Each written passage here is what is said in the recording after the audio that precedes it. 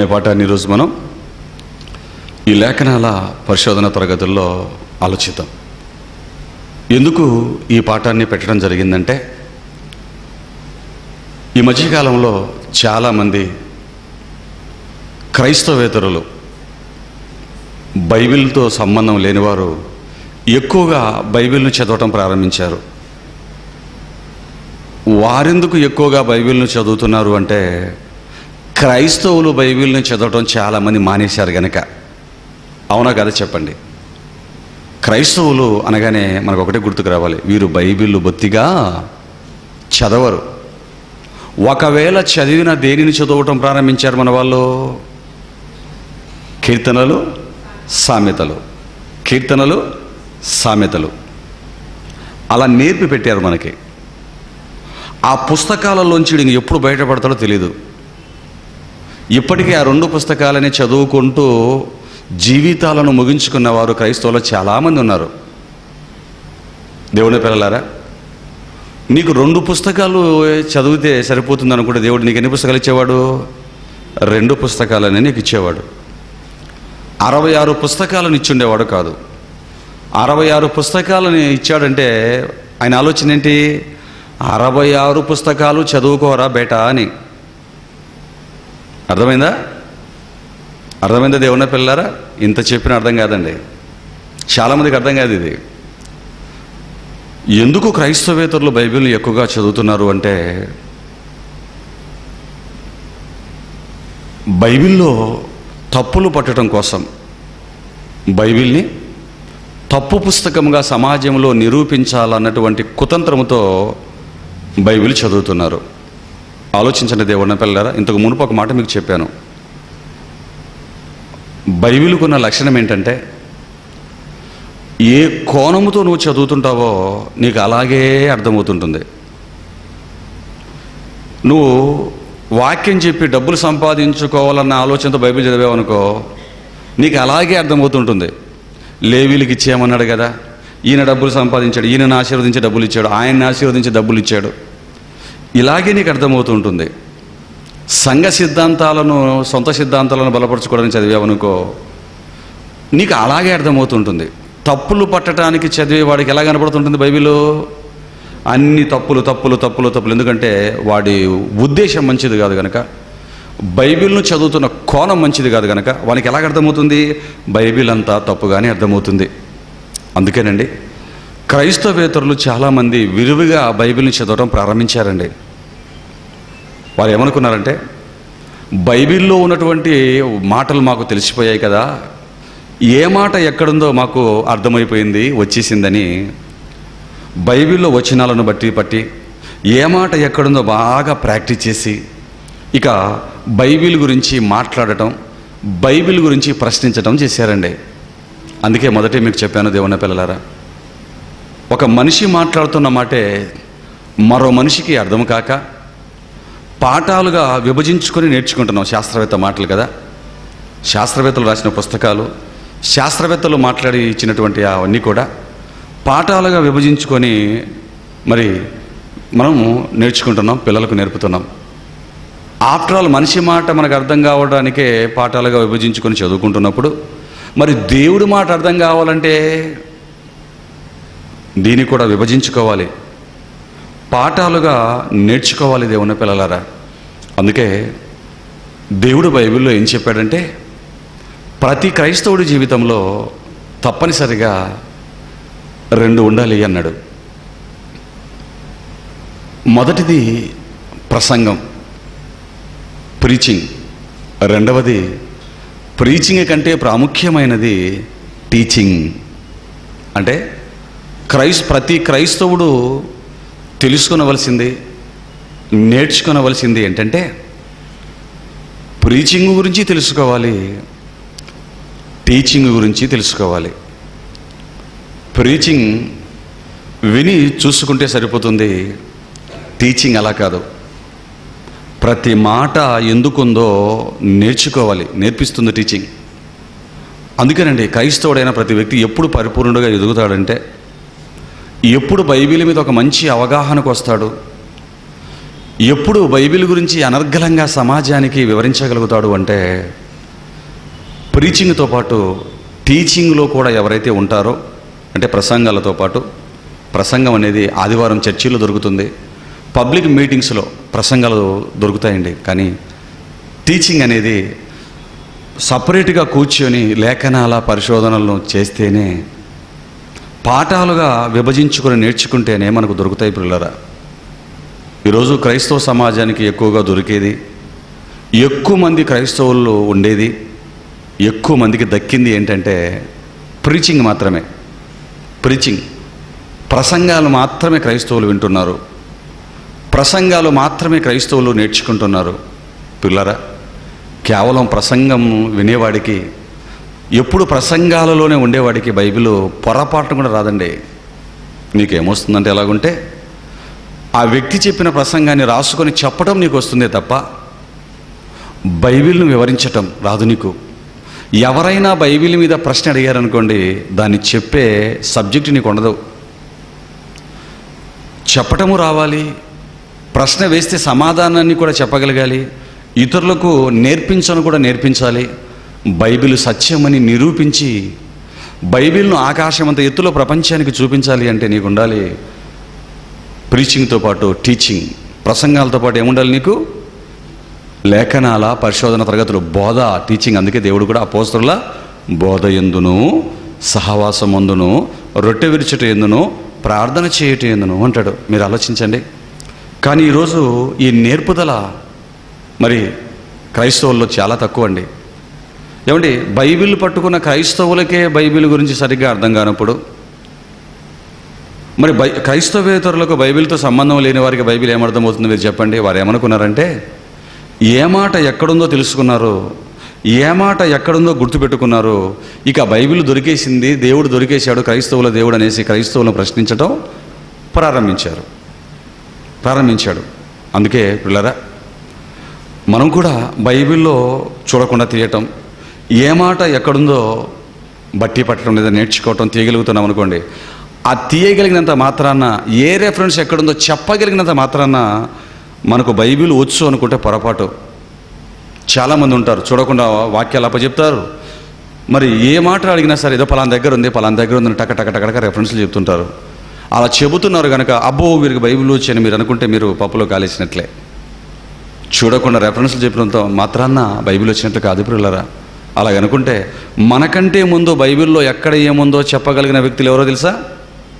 శాస్త్రులు, పరిసయ్యులు, ఏమండి, సద్దూకయ్యులు, యాజకులు, ప్రధాన యాజకులండి. వీరికి ఏ మాట ఎక్కడుందో బాగా తెలుసు. ఏ మాట ఏ పుస్తకంలో ఉందో, ఏ సందర్భంలో వాడబడిందో అన్నీ తెలుసండి వీళ్ళకి. అందుకే యేసుక్రీస్తు వారు కూడా వీరిని గురించి మాట్లాడుతూ మీకు వాక్యం తెలియలేదు, మీకు వాక్యం తెలియదు అని చెప్పలేదండి. ఏ మాట ఎక్కడుందో మీకు రాదు అని లేదండి. ఆయన వారికి ఏం తెలియదని చెప్పాడో తెలుసా? దేనిని నేర్చుకున్నామని సద్దూకయ్యులకు పరిసయ్యులతో మాట్లాడాడో తెలుసా ప్రియులారా?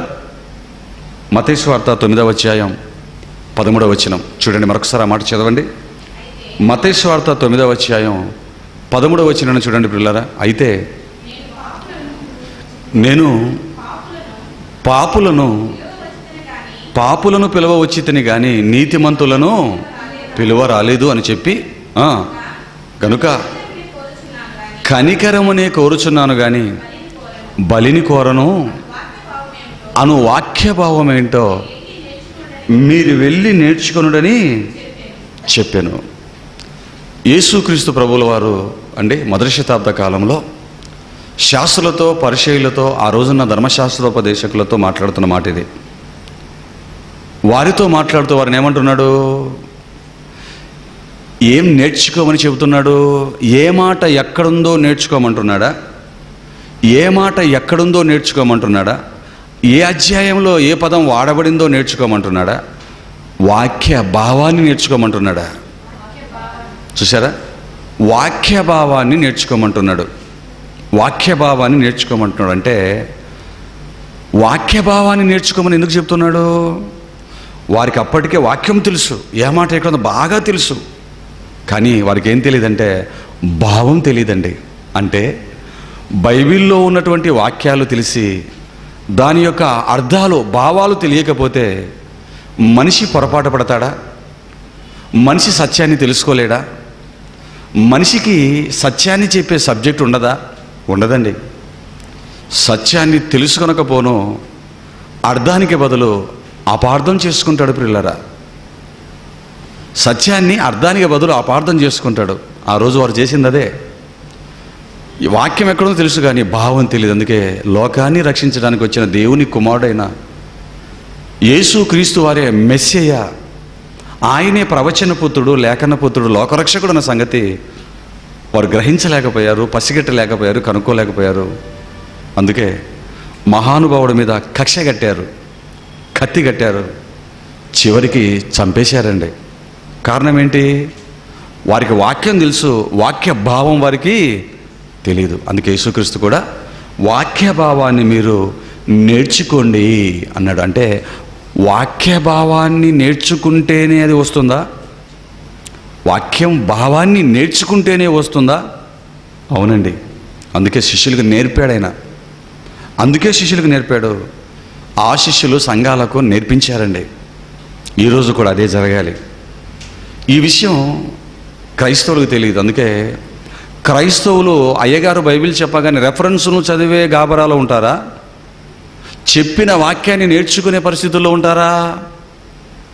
వాక్యాన్ని చదివే పనిలో ఉంటారు. అంతకైతే రెఫరెన్స్ నోట్ చేసుకునే పనిలో ఉంటారు తప్ప వాక్యాన్ని నేర్చుకునే పనిలో ఉంటారు. పాటలు నేర్చుకుంటారు. ఒకవేళ క్రైస్తవులు నేర్చుకుంటే ఏం నేర్చుకుంటారంటే పాటలే నేర్చుకుంటారు పిల్లరా, వాక్యాలు నేర్చుకోరు. అందుకే మనకు సంఘాల్లో పాటలు పాడే వాళ్ళే కనపడుతుంటారు తప్ప వాక్య భావాలను వివరించేవారు మనకి కనిపించరు. ఆలోచించండి పిల్లరా, క్రైస్తవులకే వాక్య భావాన్ని నేర్చుకుంటేనే దేవుని ఉద్దేశాలు అర్థమవుతాయనే సంగతి తెలియనప్పుడు ఇక క్రైస్తవేతరులకు ఎంతవరకు అర్థమవుతుందో మీరు ఆలోచించండి. బైబిల్ని ఎరగని వారికి అది ఎంతవరకు అర్థమవుతుందో మీరు ఆలోచించండి పిల్లరా. అర్థమవ్వదు అని ఈజీగా మనం చెప్పగలం. అలా అర్థమవని వారు వేసిన ప్రశ్నే కుక్కల విషయమైన జాగ్రత్త అనే ఈ ప్రశ్న. ఇందుకు ఈ మాట ఎవరు చెప్పారు, ఎక్కడ వ్రాయబడి ఉంది అని మనం బైబిల్ని ఆలోచించగలిగితే మత్తయి సువార్త 7వ అధ్యాయం 6వ వచనాన్ని చూడండి దేవుని పిల్లలారా. మత్తయి సువార్త 7వ అధ్యాయం 6వ వచనాన్ని మీరు చూడగలిగితే పరిశుద్ధమైనది కుక్కలకు పెట్టకుడి అన్న ఈ మాట చదివారండి. ఇంకా కింద కూడా చదవగలిగితే మీ ముత్యములను పందుల ఎదుట వేయకుడి, వేసిన ఎడల అవి ఒకవేళ వాటిని కాళ్ళతో త్రొక్కి మీ మీద పడి మిమ్మును చీల్చివేయును. యేసుక్రీస్తు వారు చెప్పిన మాట అండి ఇది. చదువుకున్నారండి ఈ హేతువాదులు, నాస్తికులు, ముఖ్యంగా ఈ మధ్యకాలంలో ముస్లిం సోదరులు చదువుకున్నారు.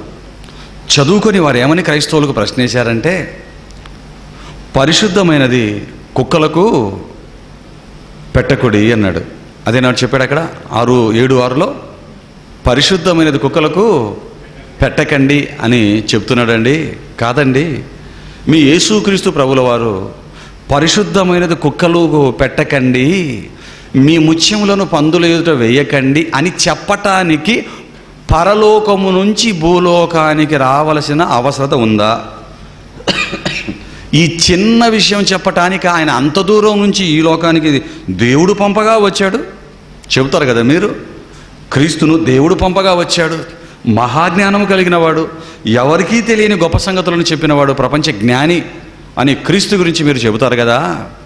ఇదిగో మీ క్రీస్తు చెప్పిన మాటలు ఏంటంటే పరిశుద్ధమైనది కుక్కలకు పెట్టకండి అని చెబుతున్నాడండి వచ్చి. ఇటు ఈ మాట చెప్పటానికి పరలోకము నుంచి ఈ లోకానికి దిగి రావాల్సిన అవసరం ఉందా? మనం వండుకుంటున్న శ్రేష్టమైన ఆహార పదార్థం మనము తింటాము, తిన్న తర్వాత మిగిలితే దాన్ని భద్రం చేసుకొని మరలా తర్వాత తింటామే తప్ప వండుకున్నటువంటి విలువైనటువంటి బిర్యానీని తీసుకువెళ్ళి కుక్కలకు పెట్టము కదా. ఈ విషయం మనకే తెలుసు కదా. ఆయన చెప్పక మునుపు నుంచే దీన్ని మనం చేస్తూ ఉన్నాము కదా, ఆచరిస్తున్నాం కదా ఈ విషయాన్ని.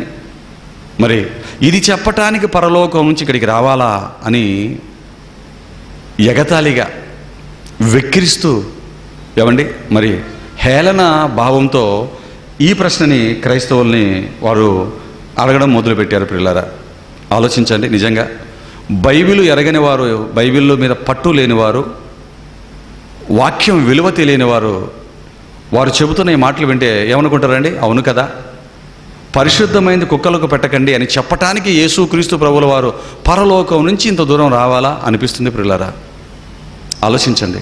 చాలామంది క్రైస్తవులు కూడా ఈ మాటలు చదివారు. ఒక పాస్టర్ గారు, జమ్మలమడుగులో ఉంటున్న పాస్టర్ గారు ఏమని చెప్పారు తెలిసే మాటకి? ఒక విశ్వాసి మన దగ్గర క్లాసులకు వచ్చి ఆవిడ అడిగిందటండి, అయ్యగారు పరిశుద్ధమైనది కుక్కలకు పెట్టకుడి అని యేసుక్రీస్తు వారు చెప్పారు కదా, దీని అర్థం ఏంటంటే అంటే నిజంగా నీకు తెలియదా అమ్మా అని అడిగాడట. తెలీదు అయ్యగారు అంటే, నిజంగా తెలీదా? అయితే నేను చెప్తాను తెలుసుకోమ్మా. చెప్పండి అయ్యగారు అంటే, పరిశుద్ధమైనది కుక్కలకు పెట్టకుడి అంటే అర్థం ఏంటో తెలుసా అమ్మా? ప్రార్థించిన అన్నాన్ని కుక్కలకు పెట్టకూడదు అని అమ్మ దాని భావం ఉన్నాడట. ఆవిడ ఈ లెసన్, ఈ మాటలు నేను చెప్పిన తర్వాత నవ్వుతూ పడిపడి నవ్వుతూ చెప్పిందండి ఆవిడ 10 మందిలో, క్లాసుల్లో జనాల్లో చెప్పిందండి. ఏమండి మా పాస్టర్ గారిని అడిగితే ఆయన ఏం చెప్పారంటే, పరిశుద్ధమైనది కుక్కలకు పెట్టకూడదు అంటే ప్రార్థించిన అన్నాన్ని కుక్కలకు పెట్టకూడదు. ఏం పెట్టినా కుక్కకు ప్రార్థన చేసుకోక మునుపు ఒక ముద్ద పడేయాలి తప్ప, మనం ప్రార్థించామనుకో ప్లేట్లో అన్నం పెట్టుకున్న తర్వాత ఇక అది పరిశుద్ధమైపోతుంది ఆహారం, దాన్ని కుక్కలకు పెట్టకూడదు అని చెప్పాడు. ఏమండి ఇది అర్థమా అపార్థమా? అపార్థం. అంటే కుక్క అనగానే ఆయన ఏ కుక్కను చూశాడు? కంటికి కనిపించే కుక్కని, 4 కాళ్ళ కుక్కని చూశాడు.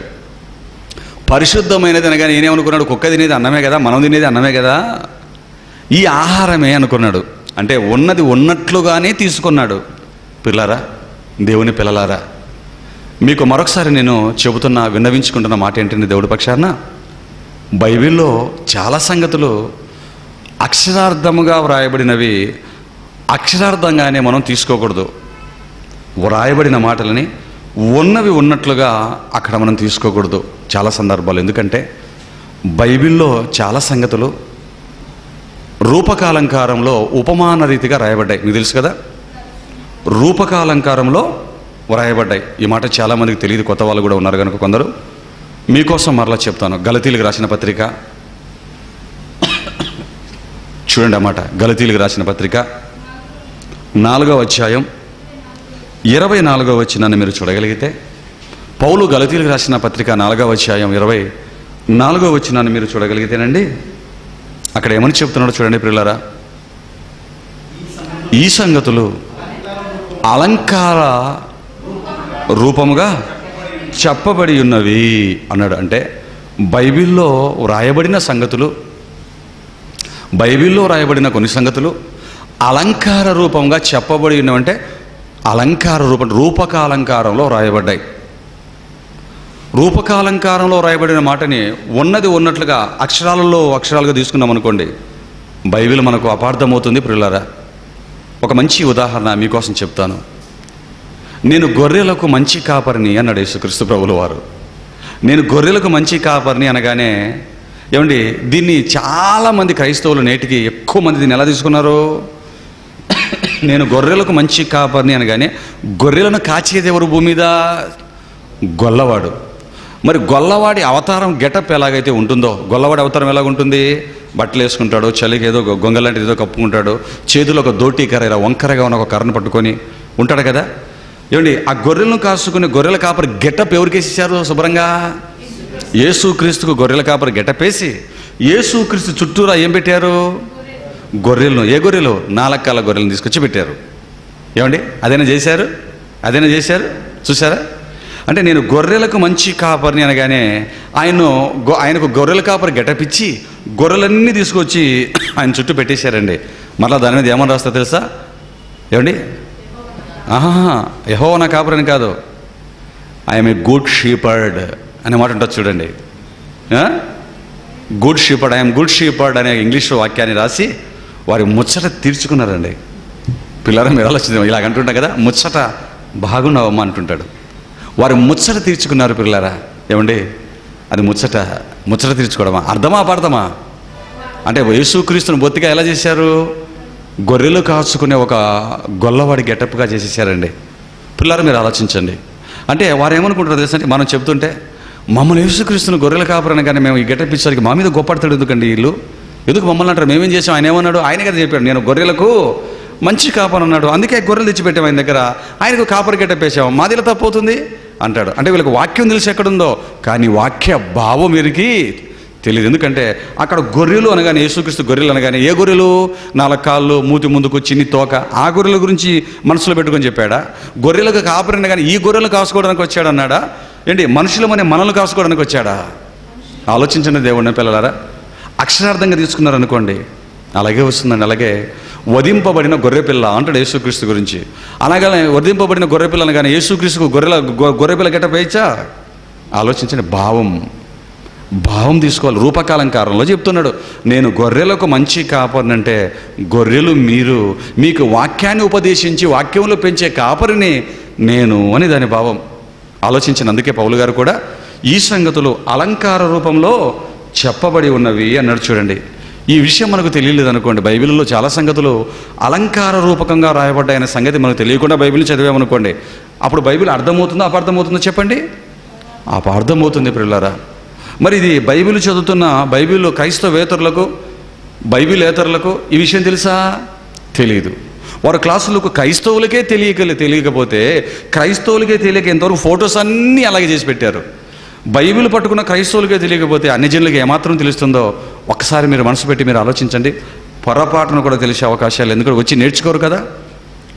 ఇప్పుడు వారికి అపార్థమవుతుంది తప్ప బైబిల్లో మాటలు అర్థమవ్వండి. ఆలోచించండి దేవుడిన పిల్లలారా. అందుకే పరిశుద్ధమైనది కుక్కలకు పెట్టకూడదు అనగానే వారు ఏమైనా ప్రశ్నిస్తున్నారు మనల్ని, ఏంటి పరిశుద్ధమైనది కుక్కలకు పెట్టద్దంటని చెప్పటానికి ముత్యాలను పందులు తిట మేమేమే ఎవడు వేయడు కదా, ముత్యాలను తీసుకెళ్ళడం పందులు తిట వేస్తాడా? ఎవడు వేయడు. కనీసం వెండి పట్టీలు కూడా వేయడే వాటి ముందు వెండి పట్టీలను వేయము మేము అసలు. మరి ముత్యాలను తీసుకెళ్ళి మేము పందులు తిట మేము ఎందుకు వేస్తాం? మాకు తెలిసి మేమే వేయట్లేదు, ఎవరు వేయరు అలాగా. మరలా ఇది చెప్పటానికి, చిన్ని సంగతి చెప్పటానికి, చిన్న పిల్లలు కూడా తెలిసిన సంగతి చెప్పడానికి యేసుక్రీస్తు ప్రభువుల వారు పరలోకం నుంచి ఈ లోకానికి రావాలా? ఏటండి మీ బైబిలు, ఇదా మహాజ్ఞానం అని అడిగేవారు ఉన్నారు పిల్లరా. మీరు ఆలోచించండి పిల్లరా. అందుకేనండి పౌలు గారు ఈ సంగతులు అలంకార రూపంలో అన్నాడు. అలా మనసులో పెట్టుకొని ఇంకా మనం చూడగలిగితే కుక్కల గురించిన సందర్భం పౌలు గారు కూడా పరిశుద్ధాత్మ ప్రేరణతో వ్రాసిన మాట కూడా ఒక మాట ఉందండి. చూడండి ఆ మాట కూడా. ఫిలిప్పీలకు రాసిన పత్రిక, అపోస్తులైన పౌలు ఫిలిప్పీలకు రాసిన పత్రిక, పౌలు ఫిలిప్పీలకు రాసిన పత్రిక 3వ అధ్యాయం 2వ వచనాన్ని చూడండి పిల్లరా. పౌలు ఫిలిప్పీలకు రాసిన పత్రిక 3వ అధ్యాయం 2వ వచనం, కుక్కల విషయమై జాగ్రత్తగా ఉండండి. బా, ఇక్కడ కనుక ఏం చెప్తున్నాడండి? కుక్కల విషయమై జాగ్రత్తగా ఉండండి అనగానే ఈ మాటను చూసి చాలామంది ఏం చేశారంటే బివేర్ ఆఫ్ డాగ్స్ అని బోర్డులు పెట్టుకున్నారు. మీకు తెలుసా, గొర్రెలకు మంచి కాపర్ని అనగానే యేసుక్రీస్తు కాపర్ గెటప్ గొర్రెలు పెట్టేశారు. కుక్కల విషయమే జాగ్రత్తగా ఉండండి చెప్పగానే పౌలు గారు ఏం చెప్పారు? ఆయనేమో పరిశుద్ధమైనది కుక్కలకు పెట్టద్దంటే ఈయనేమో కుక్కల విషయమై జాగ్రత్తగా ఉండండి అనగానే దీన్ని ఇంగ్లీష్లో ఏమంటారంటే, కుక్కల విషయమే జాగ్రత్త అంటే దాన్ని ఇంగ్లీష్లో ఏమంటాడు? Beware of dog. చూసారా, మహావాళ్ళు కొందరు ఉన్నారు, మహానుభావులు. ఏమండి మేము మా ఇంటికి అన్ని దేవుడి వాక్యాల ప్రకారం వెళ్తామండి, అన్నీ రాసుకుంటాం, చివరికి మా ఇంట్లో కుక్కలు ఉన్నాయనే సంగతి కూడా బైబిల్ రెఫరెన్స్తోనే మేము రాశామండి, మేమేనండి అపోస్తల బోధ సహవాసంలో ఉన్నామని చెప్పుకునేవారు కూడా చాలామంది ఉన్నారు పిల్లరా. లేరా? బలకేమని రాస్తారు? నీ రాకపోకల యందు యెహోవా నీకు తోడుగా ఉంటాడు. దాని రాకపోకల యందు తోడుగా ఉంటే మరి నీ రాకపోకల యందు, అది నువ్వు నడిపే బండి గురించి చెప్పిన మాట, నీ గురించి చెప్పిన మాట. ఎవరి గురించి చెప్పిన మాట అండి? చదువుతున్న మన గురించి చెప్పిన మాట. మరి ఆ మాట ఎక్కడ రాసుకోవాలి? నిజంగా రాసుకుంటే నువ్వు రాసుకో. ఆలోచించండి దేవుని పిల్లలారా. దీనికి కారణం ఏంటంటే వాక్య భావాలు తెలియకపోవటం అండి. కుక్కల విషయమై జాగ్రత్తగా ఉండండి. ఇది చదివాడు అనుకోండి ఒక ముస్లిం, షఫీ లాంటి వాడు, బుర్ర తక్కువవాడు, ఒక పుట్టా సురేంద్రబాబు అనే ఒక బుద్ధిహీనుడు, ఈ కరుణాకర్ అనే ఒక 10th ఫెయిల్ అయినాడు చదివాడు అనుకోండి. వాడు ఏమంటాడండి? చూడండి బైబిల్ అంటున్నాడు కుక్కల విషయమై జాగ్రత్తగా ఉండేది మనకు చెప్పాలా, దేవుడు వాక్యంలో రాయించాలా. కుక్కల విషయంలో జాగ్రత్తగా వాక్యంలో రాయించాలి. మనకు తెలియదా కుక్కల విషయంలో? అక్కడ ఉంటే ఇటు వెళ్తుంటాం, మనమే దూరంగా వెళ్తుంటాం. దీన్ని మరలా వాక్యంలో రాయించాలా? ఈ మాటలో క్రైస్తవులు ఏమని చెప్తారో తెలుసా అండి? అవన్నీ అడగకూడదండి, ప్రార్థన చేసుకుంటే మీకు దేవుడు చెప్తాడు. మనవారు చెప్పే మాట. పిల్లారా ఆలోచిద్దామండి, ఆలోచిద్దాం పిల్లారా. బైబిల్ నేర్చుకుంటున్నాం కదా, లేఖనాల పరిశోధన తరగతులు విద్యార్థులం కదా, బైబిల్ విద్యార్థులం కదా. ఆలోచిస్తే ఇంతకు పరిశుద్ధమైనదంటే ఏంటి, కుక్కలంటే ఏంటి? కీర్తనల గ్రంథం 12వ అధ్యాయం 6వ వచనాన్ని మీరు చూడగలిగితేనండి, పరిశుద్ధమైనదంటే ఏంటో చెబుతున్నాడు చూడండి పిల్లరా. పరిశుద్ధమైనది ఏంటో చెప్తున్నాడు చూడండి. కీర్తనల గ్రంథం 12వ అధ్యాయం 6వ వచనాన్ని చూడండి పిల్లరా. అక్కడ పరిశుద్ధమైనది అంటే ఏంటో చెబుతున్నాడు. అందుకే దేవుడి యేసుక్రీస్తు మాటలని, వాక్యాన్ని విభజించుకొని మనం నేర్చుకున్నాం పిల్లరా. ఇంతకు పరిశుద్ధమైనది అంటే ఏంటి? 12:6 వచనం చదవండి. కీర్తనలు 12. యెహోవా మాటలు పవిత్రమైనవి, అవి మట్టి మూసలో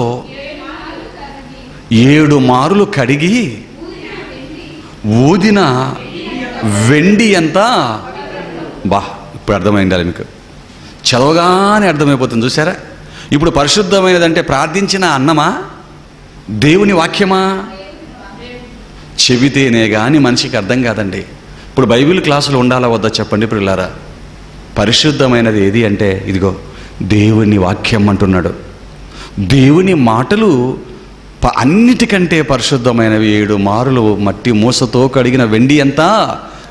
నిజంగా ఆ కంసాలి వాడి దగ్గరికి వెళ్ళి ఆ వెండిని కడిగేటప్పుడు మనం చూసినట్లయితేనండి, మట్టి మూసతో ఒక్కసారి కడిగితేనే తలతల్లాడిపోతుందండి. 7 మార్లు కలిగితే ఎలాగుంటుందో మీరు ఆలోచించండి. ఇది మీకు అర్థమైతే అంత పవిత్రమైనవి, పరిశుద్ధమైనవి ఏవి? దేవుడి మాటలు అన్నాడు చూడండి. అంటే పరిశుద్ధమైనది కుక్కలకు పెట్టకుడి అని యేసుక్రీస్తు వారు చెప్పిన మాట యొక్క భావములో మొదటి మాటకు పరిశుద్ధమైనది అంటే ఏంటని చెప్తున్నాడు ఆయన భావం? దేవుని యొక్క వాక్యం అన్నాడు చూడండి. దేవుని వాక్యం అంటున్నాడు పిల్లారా. దేవుడి వాక్యం పరిశుద్ధమైనది అంటే దేవుని వాక్యం, దేవుడి మాటలు. మరి కుక్కలు అంటే ఎవరు? కుక్కలంటే 4 కాళ్ళ కుక్కల? ఊరు రోడ్లలో తిరుగుతున్న ఈ కుక్కల గురించి మాట్లాడుతున్నాడా? దానికి కూడా మనం చూడగలిగితేనండి, చెప్పిన యేసుక్రీస్తే దానికి సమాధానం చెప్పాడండి. పౌలు గారు కుక్కల విషయమై జాగ్రత్తగా ఉండండి అన్నాడు కదా. ఎవరి విషయంలో జాగ్రత్త పడమని క్రీస్తు ప్రభువుల వారు చెబుతున్నారో, కుక్కలంటే ఏంటో మనం జాగ్రత్త పడవలసిన వారి గురించి ఆలోచిస్తేనండి, మత్తయి సువార్త 10వ అధ్యాయం 17వ వచనాన్ని చూడండి పిల్లారా. మత్తయి సువార్త 10వ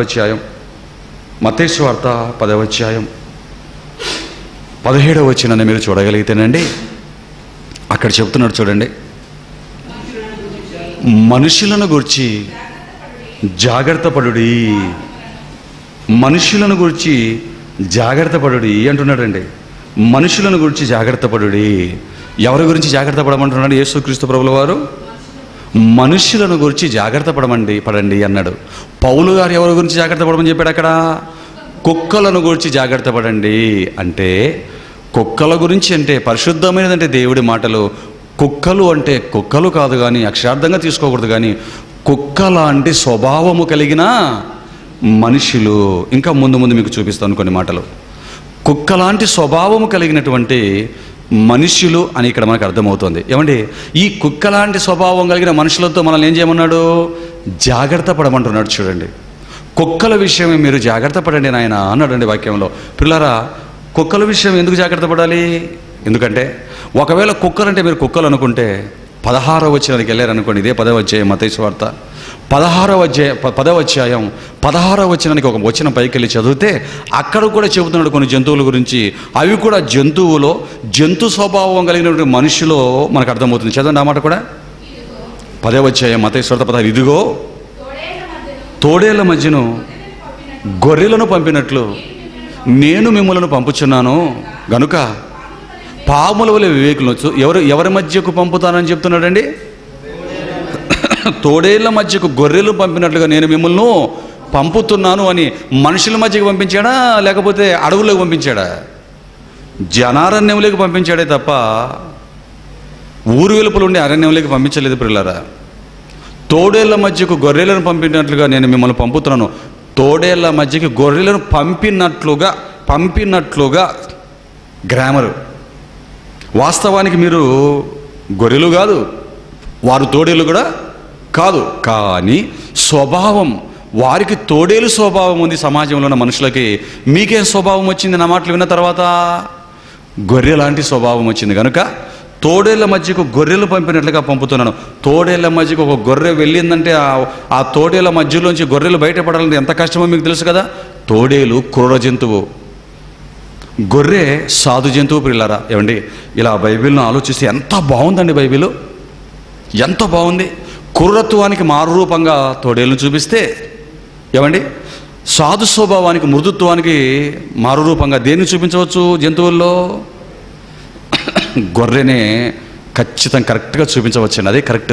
పిల్లరా మీరు ఆలోచించండి. అంటే యేసుక్రీస్తు ప్రభువుల వారు మనకు తెలిసినటువంటి జంతువుల గురించి మన కళ్ళ ముందుకు తీసుకొని వచ్చి మనుషులలో ఉన్నటువంటి స్వరూప స్వభావాల గురించి అర్థము చేయించాలని వాడిన భాషే తప్ప అక్షరార్థంగా మనకు తెలిసిన దాన్ని చెప్పడానికి రాలేదండి మహానుభావుడు. ఇప్పుడు ఆలోచించండి. పరిశుద్ధమైనది అంటే వాక్యం. కుక్కలు అనగానే ఎవరు? మనుషుల గురించి చెప్తున్నాడు. కుక్కల గురించి జాగ్రత్త పడమని ఎందుకు చెప్తున్నాడు? ఎందుకంటే పిల్లారా, కుక్క లాంటి స్వభావం గురించి, మనిషి గురించి ఎందుకు జాగ్రత్త పడమంటున్నాడు అంటే, ఏమండి దేని గురించి జాగ్రత్త పడకపోయినా పర్వాలేదండి. గడిచిన ఒక లెసన్లో మీకు చెప్పాను, బాగా చెప్పాను, దీని గురించి బాగా మీకు ఎక్స్ప్లెనేషన్ ఇచ్చాను. మరి జంతువుల గురించి, పులుల గురించి, తోడేళ్ల గురించి, నక్కల గురించి, పులుల గురించి, ఏనుగుల గురించి దేవుడు జాగ్రత్త పడమని ఎప్పుడు చెప్పలేదండి. ఎందుకంటే అవి మనకు చేసే కీడు పెద్ద కీడేం కాదు. శరీరానికి గాయపరుస్తాయి అంతే తప్ప ఆత్మను నరకానికి పంపించలేవండి. శాశ్వతమైన కీడు మనకు అవి చేకూర్చలేవు. తాత్కాలికమైనటువంటి కీడుని చేస్తాయి. అందుకే మనకు శాశ్వతమైన కీడును తలపెట్టేవాడేవాడు? నిత్యాగ్ని ఉండడానికి పంపేవాడేవాడు? ప్రకృతిలో ఏ జంతువు, ఏ పక్షి, ఏ చేప మనల్ని నరకానికి పంపలేదండి. అవి పాడవలేదండి. అవి మంచిగా ఉంటాయి. వాటి స్వభావాన్ని మార్చుకోవవి. మనిషిని నాశనానికి పంపేది ఎవరైనా ఉన్నారంటే ఎవరున్నారండి? సాటి మనిషే ప్రియులారా. ఎందుకంటే జంతువులు వాటి స్వభావాన్ని ఎప్పుడు మార్చుకోవు. పులి అంటారా, ఎప్పుడు గాండ్రించి వేటాడే క్రూరంగానే ఉంటుంది. గొర్రె అంటారా, ఎప్పుడు సాధుత్వంగానే గడ్డినే తింటూ ఉంటుంది. ఆలోచించండి ప్రియులారా, జంతువులు తమ స్వభావాన్ని మార్చుకోవండి. స్వభావాన్ని మార్చుకుని ఏకైక జీవి ఏదో చెప్పండి ప్రకృతిలో? స్వభావాన్ని మార్చుకుని ఏకైక జీవి ఏదండి? ఒకే ఒక్కడు, వాడే మనిషి. ఒకవేళ ఓసరవిల్లి అంటారు, ఓసరవిల్లి స్వభావాన్ని మార్చుకోదు. శరీరపు రంగును మాత్రమే వాతావరణానికి అనుకూలంగా మార్చుకుంటుందే తప్ప ఓసరవిల్లి కూడా స్వభావాన్ని మార్చుకోదండి. స్వభావాన్ని మార్చుకునే ఏకైక జీవి ఎవరంటే మనిషి మాత్రమే పిల్లారా. మనిషి మాత్రమే స్వభావాన్ని మార్చుకుంటాడు. పైకి మంచిగా ఉన్నట్లు ఉంటాడు, కానీ లోపల ఏముంటుంది? వంచన, మోసం, నాశనం చేయాలన్నటువంటి గుణం. మీరు ఆలోచించండి పిల్లారా. అందుకే లోకస్తులు కూడా ఏమన్నారండి? లోకస్తులు కూడా ఏం చెప్పారు తెలుసా అండి? తలలోన విషముండు సర్పానికి, తోకలో విషముండు తేలుకి, నిలువెల్లా విషముండు మనిషికి. ఆ పద్యం గుర్తుకు రావట్లేదు నాకు, చిన్నప్పుడు ఎప్పుడో నేర్చుకున్నా. ఏమండి చెప్పారా? సర్పానికి ఎక్కడ ఉంటుందంట విషయం? తల్లో. అవునండి. మరి తేలికి ఎక్కడ ఉంటుంది విషయం? దాని యొక్క కొండిలో ఉంటుందండి. దానికి తలలో మాత్రమే, దీనికి కొండిలో మాత్రమే. కానీ మనిషికి ఈ విషయం ఎక్కడ ఉంటుంది? నిలువెల్లా ఉంటుందండి. నిలువెల్లా ఉంటుందండి. మీరు ఆలోచించండి పిల్లరా. పాము కాటేసినా తప్పించుకోవచ్చు, తేలు కొట్టేసినా బయటపడవచ్చు. కానీ మనిషి కాటేసాడు అనుకోండి, అందులో నుంచి తేరుకోవటం. మన్నని ఒకడు కాటేసాడండి. ఆ మారుతిరావు అనేవాడు ప్రణయ్ అనే వ్యక్తిని, కూతురుని, కొడుకు, అల్లుని ఇద్దరిని చేసి ఏం చేశాడు? ఈడు కాటేశాడండి. ఇప్పుడు తేరుకుంటుందా బిడ్డ? బాగుపడుతుందా జీవితం? మీరు ఆలోచించండి పిల్లరా. అదే చెప్పాడే పిల్లలు. అందుకే యేసుక్రీస్తు వారు దాన్ని ఉద్దేశించి చెప్పాడు. అందుకేనండి ఈ మాటలు యేసుక్రీస్తు వారు ఈ లోకానికి వచ్చి చెప్పక మునిపే పాత నిబంధనలో కూడా ప్రవక్తల ద్వారా కూడా దేవుడు ఈ మాటలు చెప్పి హెచ్చరించిన సందర్భాలు కూడా బైబిల్లో ఉన్నాయి. ఆ మాట కూడా మనం చూడగలిగేటటువంటి మాటల్ని ఇర్మియా గ్రంథం 9వ అధ్యాయంలో 4వ వచనంలో కూడా ఒక మంచి మాటను దేవుడు మన మేలు కోరి పాత నిబంధనలో చెప్పిన మాట చూడండి పిల్లరా. ఇర్మియా గ్రంథం 9వ అధ్యాయం 4వ వచనం అండి. ఇర్మియా గ్రంథం 9వ అధ్యాయం 4వ వచనంలో చెబుతూ దేవుడు ప్రవక్త ద్వారా ఏమని వ్రాయించాడో చూడండి. ఇర్మియా గ్రంథం, మీలో ప్రతి వాడును తన పొరుగు వాని విషయమై జాగ్రత్తగా ఉండవలెను. మీలో ప్రతివాడు ఎవరి విషయమై జాగ్రత్తగా ఉండాలి? పొరుగు వాని విషయమే మీరు జాగ్రత్తగా ఉండండి. ఇశ్రాయేలీయుడే కదా, మావాడే కదా, 12 గోత్రికుడే కదా, ధర్మశాస్త్రం చదువుతున్నవాడే కదా అని మీరు అనుకోకండి నాయన. ప్రతి వాడు మీ పొరుగువాని విషయమై జాగ్రత్తగా ఉండండి. ఇంకా చెప్తున్నాడు పొరుగువాడు అని చెప్పి, ఇంకా ఎంత డీప్గా వెళ్ళాడు చూడండి. ఏ సహోదరునైనా నమ్మకండి, నిజముగా ప్రతి సహోదరుడు. ఎందుకు నమ్మకూడదు చెప్తున్నాడు. ప్రతి సహోదరుని మీరు నమ్మకండి అని చెప్పి, ఎందుకు సహోదరుని నమ్మకూడదో కింద చెప్తున్నాడు. నిజముగా ప్రతి సహోదరుడును తంత్రగొట్టియు బాగా చదవండి, మీరు బ్రేకప్ ఇవ్వకండి, మీరు ఊరుకోండి. ప్రతి సహోదరుడును తంత్రగొట్టియు తన సహోదరుని ఏం ముంచుతాడండి? కొంప ముంచుతాడనే విషయాలు మనం మాట్లాడుకుంటే మనకు తెలుసు. కానీ దేవుడు కూడా ఈ పదాలను ఉపయోగించుకున్నట్లుగా మనకు తెలియదండి. కానీ దేవుడు కూడా మనకంటే ముందే ఉపయోగించాడా?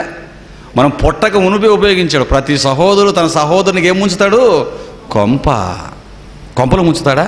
అవునండి, ముంచుతాడండి. ఏంటి, మనిషి కొంపను ముంచే సింహాన్ని ఎప్పుడైనా చూశారు మీరు? మనిషిని కొంప ముంచే ఏనుగుని ఎప్పుడు ఒకవేళ అది తోస్తే నీ కొంప తోసేస్తుందేమో కానీ నీ కొంప ముంచదండి. ఒక మనిషి కొంప ముంచేది ఏదైనా జీవి ప్రపంచంలో ఉందంటే ఎవరని చెప్తున్నాడండి? మనిషి. నీ సాటి సహోదరుడు, ఈయన తమ్ముడే కదా, ఈయన నా అన్నే కదా అని గుడ్డిగా నువ్వు నమ్మకు అన్నాడు. అందుకే మనం కూడా గుడ్డిగా నమ్మం. ఆస్తి పంపకాలు వచ్చేటప్పుడు ఒక తల్లికి పుట్టిన సహోదరి మనలో, ఒక తండ్రికి తల్లికి పుట్టినటువంటి అన్నదమ్ములమైనా ఏంటి, ఈ ఇల్లు నీకు, ఈ ఇల్లు నీకు, ఈ ఫ్లాట్ నీకు, ఈ ఫ్లాట్ నీకు, ఆ భూమి నాకు, ఈ భూమి నాకు అన్నాడు అనుకోండి, ఓకే అని వెళ్ళిపోతామని దస్తావేజులు రాసుకోమంటామా? ఆ చెప్పింది ఏదో కాస్త రాసి పెట్టినాయని అంటావనమా? కాస్త రాసి పెట్టండి. ఎందుకు? సొంత అన్నైనా తమ్ముడైనా నమ్మటానికి లేదు. అందుకే మనకు దస్తావేజులు. ఆలోచించండి దేవుని పిల్లరా, ఆలోచించండి. అంటే యేసుక్రీస్తు వారు చెప్పిన మాట కూడా అదేనండి. ఏమండి, దీని గురించి కూడా ఇంకా మనం బైబిల్లో చూడగలిగితేనండి, పేతురు రాసిన 2వ పత్రికలో పేతురు గారు కూడా దీన్ని టచ్ చేశాడండి. పేతురు గారితో కూడా పరిశుద్ధాత్మ దేవుడు రాయించాడు పిల్లరా. పేతురు గారితో కూడా రాయించాడు. చూడండి, పేతురు రాసిన 2వ పత్రిక 2వ అధ్యాయం 22వ వచనాన్ని చూడండి పిల్లరా. పేతురు గారు రాసిన 2వ పత్రిక 2వ అధ్యాయం 22వ వచనాన్ని కూడా మీరు చూడగలిగితే అక్కడ కూడా కుక్క తన వాంతికి తిరిగినట్లు, కడగబడిన పంది బురదలో దొర్లినట్లు, కడగబడిన పంది బురదలో మల్లినట్లు, కడగబడిన పంది బురదలో దొర్లుటకు మళ్ళీ తిరుగునట్లును. బైబిల్ నేను రికార్డ్ అవుతుంది. మీరు ఏదేదో మీరు చదివారంటే నాకు కోపం వచ్చేస్తుంది, మూడు మారిపోతుంది, సబ్జెక్ట్ దెబ్బ అయిపోతుంది. మీకు మిస్టేక్ మీద మిస్టేక్లు దయచేసి చేయకండి, ఊరుకోండి. ఒకరు చదువుతాను, నువ్వు చదువరి. కుక్క తన వాంతికి తిరిగినట్లును, కడగబడిన పంది బురదలో దొర్లుటకు మళ్ళినట్టును అను నిజమైన సామెత చొప్పున వీరికి సంభవించను. అబ్బా, ఇక్కడికి రాగానే ఈయన కూడా ఒక మంచి క్యారెక్టర్ని, మంచి మాటను మన మేలు కోరి చెబుతున్నాడండి. ఈయన కూడా పేతురు గారు ఏమని రాస్తున్నారు? కుక్క తన వాంతికి తిరిగినట్లు, కడగబడిన పంది బురదలో దొర్లుటకు మరలినట్లు అని సామెత చొప్పున. అంటే ఇది సామెతగా ఉందా? లోకంలో ఉందండి, ఉందండి. కుక్క ఏం చేస్తుందండి? కుక్క తన వాంతికి తిరుగుతుంది అన్నాడు. ఏమండి, కుక్క తన వాంతికి తిరుగుతుందన్న మాట చెప్పాడు కదండి. ఈ మాట చెప్పటానికి పేతురు గారు ముందు దీన్ని మనకు అర్థం చేయించడానికి ఇంకా ఎన్ని మాటలు చెప్పాడు తెలుసా అండి? ఈ క్యారెక్టర్ కలిగిన, ఈ లక్షణం కలిగిన వారి యొక్క ఆ లక్షణాలు ఎలాగుంటాయో, వీరి లక్షణాలు ఎలాగుంటాయో చెప్పిన మాటలు కూడా మీరు 15, 16 వచనాల నుంచి కిందికి చదివినట్లయితే 15వ వచనం నుంచి చదువుతాం. ఒక్కొక్క మాటగా చదివితే ఈ మాట చెప్తున్నాడంటే వీరి లక్షణాలను గురించి పైన కూడా పేతురు గారు మాట్లాడారండి. పేతురు రాసిన 2వ పత్రిక 2వ అధ్యాయం 15 నుంచి ఒక్కొక్క మాట కిందికి చదువుకుంటూ వద్దామండి. ఒక్క మాట. తిన్నని మార్గమును విడిచిన బెయిరు కుమారుడైన బిలాము పోయిన మార్గమును బట్టి త్రోవ తప్పి పోయిరి అన్నాడండి. ఏమండి, మొదట ఇలాంటి వారు ఈ కుక్క తన వాంతికి తిరిగినట్లు ఉన్నవారు మొదట ఏం చేస్తారట? మొదట త్రోవ తప్పిపోతారు అన్నాడు. చూడండి, బిలాము ఎలాగైతే తిన్నని మార్గాన్ని విడిచిపెట్టి తోవ తప్పిపోయాడో, ఈ కుక్కలాంటి స్వభావం కలిగిన వారు ఏం చేస్తారంటే మొదట తోవ తప్పిపోతారు అన్నాడు. ఆ తర్వాత తోవ తప్పిపోతారంటే, తోవ తప్పిపోతారు అంటే మొదట మంచి మార్గంలో ఉన్నారనా లేరనా? మొదట మంచి మార్గంలో ఉన్నారనా లేరనా? ఇలా చెప్తే మీకు అర్థం కాదేమో. కుక్క తన వాంతికి తిరిగినట్లు అన్నాడు కదా, ఆ మాటను విప్పి తర్వాత చెప్తాను. కుక్క తన వాంతికి తిరిగినట్లు అన్నాడు. ఏమండి, కుక్క గురించి మీరు ఆలోచిస్తే కుక్కకున్నటువంటి స్వభావం ఏంటంటే, దానికున్న స్వభావాల్లో ప్రాముఖ్యమైన స్వభావం ఏంటంటే అండి, కుక్క మొదట ఏదైనా ఆహార పదార్థం దొరికిందనుకోండి, టకటకటకటగా తినేస్తుందండి, కడుపుంటే తినేస్తుందండి. తినేసిన తర్వాత అది మరలా ఏం చేస్తుంది తెలుసా అండి? ఆవు నెమరేసినట్లుగా బయటికి వెళ్ళిపోయి మళ్ళీ నెమరవేయదు. ఏం చేస్తుందంటే ఏదో ఒక స్థలాలను చూసుకుంటుంది, ఆ తిన్న ఆహారాన్ని మరలా కక్కేస్తుంది. చూసారా కుక్క కక్కడం ఎక్కడైనా? ఆ పరిస్థితి కూడా చూడాలనిపించదండి. కక్కేస్తుందండి. కక్కేసి మరలా ఏం చేస్తుంది? కక్కిందని విడిచిపెట్టి వెళ్ళిపోయి అటు ఇటు తిరిగి వస్తుంది. అటు ఇటు తిరుగుతుంది, పరిగెడుతుంది, అటు తిరుగుతుంది, ఇటు తిరుగుతుంది. మరలా ఎక్కడైతే కక్కేసిందో అక్కడికే వస్తుంది. కడుపు ఖాళీ అయింది కదా, కడుపు ఖాళీ అయిపోయింది కదా, మరలా అది కక్కినటువంటి ఆహారాన్ని అదే ఏం చేస్తుందండి? మరలా తినటం ప్రారంభిస్తుంది. పిల్లరా, కక్కటాన్ని చూడడమే మనకు ఇబ్బందిగా ఉంటుంది. కక్కి మరలా తినడాన్ని చూసామనుకోండి, అది ఎలాగుంటుందండి? అసభ్యకరంగా ఉంటుందని చూడలేమండి, దాన్ని చీ అనిపిస్తుందండి. ఇది కుక్కకున్నటువంటి లక్షణం అండి. తినేసి కక్కేసి మరలా దాన్నే తన వాంతి తనే మరలా తినటం. ఇది మీకు అర్థమైతేనండి. ఇప్పుడు 15వ వచనంలోకి వచ్చేసరికి ఏం చెప్తున్నాడు? బెయిర్ అనే కుమారుడు అనేటువంటి ఆయన ఏం చేశాడంటే, మరి తిన్నని మార్గాన్ని విడిచి తోవ తప్పిపోయి అన్నాడు. అంటే ఈ లక్షణం ఎవరికి ఉంటుంది? ఇదిగో యేసు క్రీస్తు వారు చెప్పినటువంటి కుక్క లాంటి స్వభావం కలిగిన వ్యక్తికి ఉంటుంది. తోవ తప్పారంటే మొదట మంచి తోవలోనే ఉన్నారు. మొదట కుక్క ఆహారం తిన్నట్లుగా వాక్యాన్ని విని మంచి త్రోవలోనే ఉన్నారు. తర్వాత ఏం చేశారు? తిన్నటువంటి ఆహారాన్ని కుక్క ఎలాగైతే కక్కుతుందో, వీరు నేర్చుకున్న వాక్యాన్ని విడిచిపెట్టి తోవ తప్పి వెళ్ళిపోయారటండి. వెళ్ళిపోయిన తర్వాత ఏమన్నాడు చూడండి.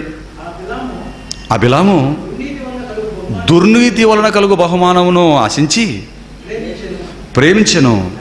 అయితే తాను చేసిన అతిక్రమం నిమిత్తము అతడు గద్దింపబడ్డాడు. ఎట్లనగా, నోరులేని ఒక గాడిదపు అతన్ని మానవ స్వరముతో మాట్లాడి ఆ ప్రవక్త యొక్క వెరితనమును అడ్డగించింది అన్నాడు. చూసారు, ఏ దృష్టికి వచ్చేసాడు? ఒక ప్రవక్త గాడిదతో బుద్ధి చెప్పించుకునే స్థితికి వచ్చేసాడండి. తర్వాత వీరు చెప్తున్నాడు ఇక్కడ, వీరు ఏం చేస్తారంటే నీళ్లు లేని బావులను పెనుగాలికి కొట్టుకొని పోవు మేఘములనై ఉన్నారు. ఒక్క నిమిషం అక్కడ ఆగండి. 2 విషయాలను మరలా మన కళ్ళ ముందు తీసుకొని వచ్చాడు. ఒకటి నీరు లేని బావి, 2 పెనుగాలికి కొట్టుకొని పోయే మేఘాలు అన్నాడు. చూడండి పిల్లారా, ఇందుకు నీళ్లు లేని బావులు అంటే ఏంటి? ఎలాగుంటాయండి నీరు లేని బావులు? ఎలాగుంటాయి? నీరు లేని బావు, నీరున్న బావి అయితే నీట్గా ఉంటుంది, కానీ నీరు లేని బావి ఎలాగుంటుందో తెలుసా అండి? చెత్త చెదారంతో నిండిపోయి ఉంటుందండి. మనం కూడా కసువులు లేదా చెత్త తీసుకెళ్ళి ఎక్కడ పడేస్తాం? నీరున్న బావిలో పడేస్తామా? నీరు లేకుండా ఎండిపోయిన ఒట్టిపోయిన బావిలో పడేస్తామా? నీరు లేక ఎండిపోయిన బావిలో ఏది పడితే అది పడేస్తుంటారంటే, నీరు లేని బావి చెత్తా చెదారంతో నిండి ఉంటుంది. ఇదిగో వీరు కూడా ఏం చేస్తారంటే వాక్యాన్ని విని విడిచిపెట్టారు కదా, చెత్తతో నిండిపోతారు అంటున్నాడు. అలాగే మరి గాలికి కొట్టుకొని పోయే, పెనుగాలికి కొట్టుకొని పోయే మేఘములు. ఏంటి మేఘాలు ఏం చేస్తాయి తెలుసా అండి? ఇదిగో గాలి ఎటు కొడుతుంటే అటు వెళ్ళిపోతుంటాయి. ఆ మేఘాలతో ఎవరికైనా ప్రయోజనం ఉందా అండి? నీరు లేని బావితో కూడా మనిషికి ప్రయోజనం లేదు. ఇదిగో గాలికి కొట్టుకొని వెళ్ళిపోయే మేఘాలతో కూడా ఎవరికి ప్రయోజనం లేదు. ఇటు వస్తుంది గాలి రాగానే అటు వెళ్తుంది. వర్షం ఎక్కడ పడుతుందో తెలియదు, దానివల్ల కూడా ఎటువంటి ప్రయోజనం లేదు. ఇదిగో వీరి వల్ల కూడా మీకు ఎటువంటి ప్రయోజనం ఉండదు అని ముందే చెబుతున్నాడు. తర్వాత ఇంకేమన్నాడు చూడండి. వాక్యాన్ని విని సత్యాన్ని తెలుసుకొని మరలా వాడు మార్గం తప్పుతున్నాడు అనుకోండి, పాత రోతను విడిచిపెట్టకుండా దాన్ని అంటించుకుంటున్నాడు అనుకోండి, విన్నదాని ప్రకారం బ్రతకకుండా గొప్ప సత్యాలు వాక్యాలు వింటూ కూడా స్వభావాన్ని మార్చుకున్నట్లుగా మార్చుకొని మరలా ఏ మనిషిని బట్టో ఏ వ్యక్తిని బట్టో దేన్ని బట్టో మరలా అక్కడే నిలబడిపోతున్నాడు అనుకోండి పాత రోతలోనే. అటువంటి వ్యక్తుల కోసం ఏముంటుంది ఇలాంటి వారి కోసం అంటే, వారి కోసం గాఢాంధకారము భద్రము చేయబడి ఉన్నది. అంటే కుక్క స్వభావం కలిగిన వారు, పంది లాంటి స్వభావం కలిగిన వారు ఎక్కడికి వెళ్ళిపోతారు? గాఢాంధకారములోకి, భద్రము చేయబడినటువంటి ఆ గాఢాంధకారంలోకి, పాతాళ గుండములోకి దిగుతారు అన్నాడు. ఇంకా ఏమంటాడు చూడండి. విడిచిపెట్టలేదండి, విడిచిపెట్టలేదు. ఒక్కొక్కటిగా వారి యొక్క లక్షణాలను చెప్తున్నారు. వీరు వ్యర్థమైన డంబపు మాటలు పలుకుచు. చూశారండి, డంబపు మాటలు పలకడం ప్రారంభించేస్తాడు. డంబపు మాటలు, అది ఎలాగా, ఇది ఎలాగా, ఓ నిన్ను అలా చేసేస్తాము, ఇలా చేసేస్తాము, నువ్వు చెప్పిన దానికంటే గొప్పది ఎక్కడ, ఏదేదో చెప్పేస్తాడు. డంబపు మాటలు పలుకుచు ఏం చేస్తాడట? తామే శరీర సంబంధమైన దురాశలు గలవారై తప్పు మార్గమందు నడుచు వారిలో నుండి అప్పుడే తప్పించుకుని వారిని పోకిరి చేష్టల చేత మరులు కొలుపుచున్నారు. అబ్బా, ఏమండి, పాపం ఎప్పుడు కొత్తగా అప్పుడప్పుడే దేవుని నమ్ముకొని మంచి మార్గంలోకి నిలబడుతున్న కొత్త వాళ్ళని చూసి ఏం చేస్తాడంటాడు? పోకిరి చేష్టల వైపు మరులు కొలుపుతాడంటే వీడికి ఆల్రెడీ నీళ్ళలోని బాగా చెత్త చేదానం వచ్చేసింది కదా, ఒక పోకిరి వాడిగా మారిపోయాడు. అందుకేనండి మీరు చూడండి, సత్యాన్ని నేర్చుకుంటూ ఎదుగుతున్నవాడు ఉన్నతంగా ఉంటాడండి. ఒక్కొక్క మెట్టు ఎదుగుతున్నాడు అనుకోండి. మొదట ఏమీ తెలియని వాడుగా క్లాసులకు వచ్చి ఈ లేఖనాల పరిశోధన తరగతుల్లో కూర్చోండి, పాఠాలు నేర్చుకుంటూ ఎదగాలండి. అలా ఎదుగుతున్న వారు మంచి నిలబడిన విత్తనంలాగా ఎదుగుతూ అక్కడ కూర్చున్నటువంటి వ్యక్తి ఎక్కడికి వస్తాడో తెలుసా? నేరుగా ఇక్కడికి వచ్చేస్తాడు. ఒకనాడు తనకు వాక్యం చెప్పిన వ్యక్తి స్థానంలోకి నిలబడి ఇక్కడికి వచ్చి అనేకులకి చెప్పడం ప్రారంభిస్తాడు. వారినే మంచి నేలలో పడిన విత్తనం అన్నాడు యేసుక్రీస్తు. ఇలాగుంటాడండి ఎదిగేవాడు. కానీ ఈ పాడైపోయిన వాడు ఎలాగుంటాడో తెలుసా? పాఠాలు ఎప్పుడు విని ఉంటాడు. నాకు బైబిల్ కాలేజ్ అన్నాడు అనుకోండి, నాకు ఎప్పటి నుంచి తెలుసు అది? ఏమో ఫస్ట్ పెట్టినప్పటి నుంచి నాకు తెలుసు. ఇదిగో ఆ కాలేజీ ఆయన పేరు ఈ పేరు, దాన్ని స్థాపించిన ఆయన పేరు ఈ పేరు, వాళ్ళకి అక్కడ కాలేజీ ఉంది, ఇక్కడ కాలేజీ ఉంది, అక్కడ చర్చి ఉంది, ఇక్కడ చర్చి ఉంది. ఆయన ఎత్తుగా ఉంటాడు, నల్లగా ఉంటాడు, వాళ్ళ ఇన్ని బుక్కులు రాశాడు, ఇక్కడ మీటింగ్ పెట్టాడు, అక్కడ మీటింగ్ అన్నీ చెప్తుంటాడు మన గురించి. కొత్తవాడు ఏమనుకుంటాడు? అమ్మ బాబోయ్, దాని గురించి ఎన్ని తెలిసే వీనికి, ఇన్ని తెలిసాయంటే ఆయన మంచిగా చెబుతాడేమో అనుకుంటాడు. ఈలోపు ఏం చేస్తాడు? క్లాసులకు వస్తున్న వాడిని నించోబెట్టుకొనకుండా వాడు చెడు, నేను పాడైపోయాను కదా, వీళ్ళని వెళ్ళిపోయి నేర్చుకుని ఎదుగుతాడేమో అన్న కనీస ఆలోచన లేకుండా తమ పోకిరి చేష్టల చేత వారిని పాడు చేస్తారు అంటున్నాడు. చూడండి, ఉన్నారంటారా? పాత వాళ్ళు ఉంటారు. అందుకే ఇప్పుడే చెప్పాను మీకు. మొదట ఒక వ్యక్తి సంఘంలోకి వచ్చాడు అంటే నేర్చుకున్న తర్వాత ఆ లోకంలోకి వెళ్ళాలి. ఇది బైబిల్ పద్ధతి, బైబిల్ ప్రాసెస్. రండి నాయనా అన్నాడు, రండి అన్నాడు. 12 మంది వచ్చారు. ఏం ప్రభు అన్నారు. బాగా నేర్పించాడు, నేర్పించిన తర్వాత ఏమన్నాడు? ఇక్కడే ఉండండి అన్నాడా? సర్వలోకానికి వెళ్ళి సమస్త జనులను శిష్యులుగా చేయమన్నాడా? బైబిల్ ప్రాసెస్ ఏంటి? రండి, నేర్చుకోండి, లోకానికి వెళ్ళండి. ఇదండి జరగవలసింది. కానీ వీడు వచ్చాడు, తెలుసుకున్నాడు, తప్పిపోయాడు, లోకానికి వెళ్ళకపోను మరలా కొత్తగా నేర్చుకోవడానికి వస్తున్న వాడిని చెరపట్టానికి ఒక పుండులాగా వీడు తయారైపోయాడు. ఇప్పుడు వీని గాఢాంధకారంలో వెయ్యాలంటారా, దేవుడు విడిచిపెట్టాలంటారా? చెప్పండి ప్రియులారా, వారే చెడిపోయి కొత్త వారిని నాశనం చేస్తారు. అంటే మనకు అర్థమవుతున్నది ఏంటంటే, తా చెడ్డ కోతి వనమెల్లా చేస్తుంది. ప్రియులారా, మీరు ఒక మాట చెప్తాను, జీవితంతో మీరు గుర్తుపెట్టుకోండి. ఇప్పుడు DBTH క్లాసుల్లోకి వచ్చి కూర్చున్న మీరు, వాక్యాన్ని నేర్చుకుంటున్న మీరు, క్లాసులు వినేసరికి, ప్రసంగాలు వినేసరికి రోజుకు వారంకు ఎదగాలి. ఎదిగి ఒకానొక దశలో అక్కడ కూర్చుంటున్న మీరు, నేర్చుకునే స్థాయిలో ఉన్న మీరు చెప్పే స్థాయిలోకి రావాలి. ప్రియులారా, ఈ పద్ధతిని మీరు పోగొట్టుకున్నారో ఇక మీరు అవకతవకలుగా ఉంటుంది మీ జీవితం అంతా. ప్రియులారా, ఎటు వెళ్తారో మీకు ఇది గాలి నిర్జన మేఘాలను ఎలాగైతే మేఘాలు కొట్టుకుపోతుందో ఎక్కడికి వెళ్తారో తెలియని వారుగా నాశనానికి, గాఢాంధకారానికి వెళ్ళేవారుగా ఉంటారు. ప్రియులారా, అందుకేనండి వింటున్న మీరు ఏం చేయాలి తెలుసా? బాగా నేర్చుకోవాలి, భావాన్ని పసిగట్టాలి, వంట పట్టించుకోవాలి. వాక్యాన్ని వినే స్థితి నుంచి చెప్పే స్థితికి. ఒక స్టూడెంట్ LKGలో 1వ క్లాసులో వేసిన వాడు ఒక 10 ఏళ్లకు 10th క్లాసు, మరో 2 ఏళ్లకు ఇంటర్మీడియట్, మరో 3 ఏళ్లకు డిగ్రీ, ఆ తర్వాత BEd, లెక్చరర్ అవుతాడు, ప్రొఫెసర్ అవుతాడు, వైస్ ఛాన్సలర్ కూడా అవుతున్నాడు కదా, టీచర్లు అవుతున్నారు కదా. ఇది మీకు అర్థమైతే సంఘంలోకి వచ్చిన క్రైస్తవుడు పాఠాలు విని, వాక్యాలు నేర్చుకొని ఒకానొక దశలో బోధకుడుగా రూపాంతరం చెందాలండి. ఇది దేవుడు కోరుకుంటున్నటువంటి బైబిల్లో విశ్వాసకి పెట్టిన ప్రాసెస్. కానీ ప్రియులారా, ఇది దెబ్బతినేసిందండి ప్రారంభంలోనే. లేఖనాల పరిశోధన తరగతులు లేకపోబట్టి, వాక్యాన్ని వివరించి మనకు అందించేవారు క్లాసుల్లో చెప్పకపోబట్టి ప్రియులారా, అందుకేనండి ఇటువంటి వారు మిమ్మల్ని పాడు చేస్తారు నాయనా, మీరు జాగ్రత్త అన్నాడు. ఇంకా కిందేమన్నాడు చూడండి, తామే భ్రష్టత్వమునకు. భ్రష్టుడు అంటే మీకు తెలుసు కదా, సత్క్రియలు చేయని వాడే భ్రష్టుడు. అంటే ఏ దేవుడి పని చేయకుండా భ్రష్టత్వమునకు దాసులయ్యండి అట్టి వారికి ఈడే పనికిరాని భ్రష్టుడు. మరలా కొత్తగా వచ్చిన వారికి ఏం చెప్తాడట? మీకు స్వాతంత్రం ఇస్తాం మేము, మీకు అది ఇస్తాం మేము, ఇది ఇస్తాం మేము అని చెప్తాడట. తర్వాత ఏమన్నాడు? చెప్తున్నా, ఒకడు దేని వలన జయింపబడును. చూసారా పిల్లరా? ఇలా చెప్పుకుంటూ 22వ వచనం 21లో ఏమన్నాడు చూడండి. వారు నీతి మార్గమును అనుభవపూర్వకంగా తెలుసుకొని తమకు అప్పగింపబడిన పరిశుద్ధమైన ఆజ్ఞ నుంచి తొలగిపోవడం, తెలుసుకొని తొలగిపోవట కంటే, అనుభవపూర్వక జ్ఞానాన్ని తెలుసుకొని తొలగిపోవట కంటే అసలు ఆ మార్గం అనుభవపూర్వకంగా తెలియక ఉండటయే వారికి మేలు. తెలుసుకొని పాడవడం కంటే తెలుసుకోకపోవడం మేలు. ఎందుకంటే తెలిసి తప్పులు చేసిన వారి దాసునికి అనేకమైన దెబ్బలు తగులుతాయి అన్నాడు. దెబ్బలు తెలియక తన యజమాని చిత్తం ఎరుగక ఉండి తప్పులు చేసిన వానికి కొద్ది దెబ్బలే అన్నాడు. ఇప్పుడు తెలుసుకోకుండా కొద్ది దెబ్బలు తినడం బెస్టా, తెలుసుకొని వీపు విమానం మోత మోగించుకోవడం బెస్టా? మనకి ఏది బెస్టో మీరు చెప్పండి. వీపు విమానం మొత్తం మోగించుకున్నామా, తెలుసుకోకుండానే కొద్ది దెబ్బలు తినడం బెస్టా? చెప్పండి పిల్లలారా. తెలుసుకోకుండా, అదే దేవుడు చెప్తున్నాను, ఆయన తెలుసుకొని చెయ్యకుండా, పని చేయకుండా అనేకమైన నరకానికి వెళ్ళే బదులు నీకు తెలుసుకోకుండా ఉండటమే మేలు అని 22కి రాగానే అంటున్నాడు. వారి క్యారెక్టర్ ఏంటంటే, కుక్క తన వాంతికి తిరిగినట్లు, కడగబడిన పంది బురదలో దొర్లుటకు మర్రనట్లు సామెత చొప్పున వీరికి సంభవించను అన్నాడు. చూడండి పిల్లలారా, ఆలోచించండి పిల్లలారా. అదేనండి యేసుక్రీస్తు వారు పరిశుద్ధమైనది కుక్కలకు పెట్టకండి అని చెప్తున్న మాటల్లో ఉన్న అర్థం.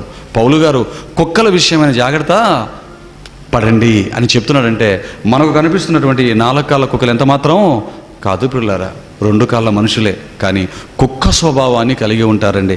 ఇది అర్థం కాకపోవడం వల్ల మరి మనలో ఏం చేస్తున్నారండి? ముస్లిమ్స్, హేతువాదులు, నాస్తికులు, ఇదేటండి కుక్కలకు పెట్టద్దని చెప్పడానికి ఎంత దూరం వచ్చాడు ఆయన, ఇదేటండి కుక్కలను జాగ్రత్తగా పడమని చెప్పి బైబిల్ చెప్తుందండి, ఇదేటండి అనడం ప్రారంభించాడు పిల్లారా. కాబట్టి అండి, కుక్కల విషయమైన జాగ్రత్త అనగానే బైబిల్ అర్థం ఏంటండి? ఇదిగో వాక్యాన్ని విని తప్పిపోయిన వారి విషయంలో మీరు జాగ్రత్తగా ఉండండి నాయన అని చెప్తున్నాడు. ఎందుకు ఈ మాటలు మాటికి చెప్పాడో తెలుసా పిల్లరా? ఎందుకు కుక్కల గురించిన సందర్భం తీసుకొని వస్తున్నాడు తెలుసా? వాక్యాల్లో విలువైన మాటల్లో వీటి గురించి ఎందుకు రాయించాడో తెలుసా పిల్లరా? ఇదిగో ఇంతగా చెప్పినప్పటికీ నమ్మిన తరువాత కుక్క తన వాంతికి తిరిగినట్లుగా, కడగబడిన పంది బురదలో దొల్లినట్లుగా నమ్మి మరలా విడిచి వచ్చిన లోకంలో కలిసిపోయేవారే ఎక్కువగా ఉంటారు. నమ్మి తెలుసుకొని మరలా సత్యాన్ని విడిచిపెట్టి లోకంలో కలిసిపోయేవారే ఎక్కువగా ఉంటారు కనుక. అవునంటారా కాదంటారా చెప్పండి? బాప్తిస్వం తీసుకొని దేవుడి కోసం చివరి వరకు బ్రతికేవారు ఎక్కువ మంది ఉంటారా? బాప్తిస్వం తీసుకున్న తర్వాత వాక్యాన్ని నేర్చుకొని చెప్పే స్థితికి వెళ్ళి మరణించేంత వరకు విశ్వాసంలో నిలబడిన వాళ్ళు ఎక్కువ ఉన్నారా? బాప్తిస్వం తీసుకొని వెంటనే పడిపోయిన వాళ్ళు మందలుగా ఉన్నారా? బాప్తిసం తీసుకొని దేవుల్లో చివరి వరకు అంతవరకు సహిస్తూ ఉన్నవారు వేళ్ల మీద లెక్క పెట్టుకునేటంత మంది ఉంటారండి. కానీ బాప్తిసం తీసుకొని పడిపోయిన వారు, వాక్యం తెలుసుకొని క్రీస్తు నిజమైన దేవుని కుమారుడు, లోక రక్షకుడు, ఆయనే దేవుడు అని తెలుసుకున్న తర్వాత ఆయన పాదాల చెంతకు వచ్చి తన రక్తముతో తమ పాపాలు కడుక్కొని క్రీస్తు రక్తంతో ఆ తర్వాత తొలగిపోయిన వాళ్ళు ఎంతమంది ఉంటారంటే అవి వేళ్ల మీద లెక్కల్లో పెట్టలేము. వేళ్ల సంఖ్యలో కూడా ఉండరు పిల్లరా. వేళ్ల మీద లెక్క పెట్టు సంఖ్య వేలలో కాదు పిల్లరా, కోట్ల సంఖ్యలో ఉన్నారు పిల్లరా.